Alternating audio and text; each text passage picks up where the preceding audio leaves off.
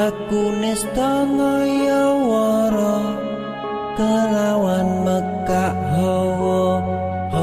kang dur angkara senajan setan gentayangan tansah gawe rupeda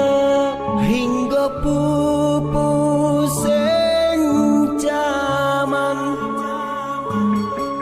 hametek ingsun nyirep keniwi samorko maperhardaning ponco saben ula sing netra linambaran sing kawelasan ingkang paring kamulyan Sang Hyang Jati Pangeran jiwaku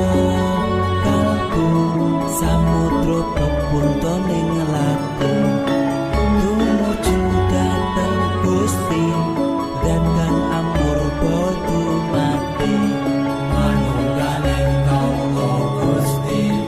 rentet ati bakal rumati mukti ingsun tanpa piranti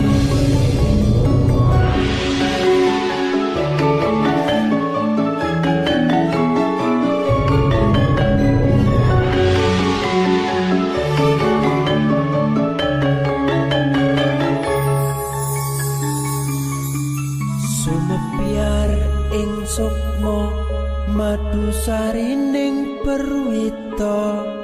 maneka warna prada bangun praja sampurna sangkala tidha muksa ala bendunyata sirna yang sing rasa mardika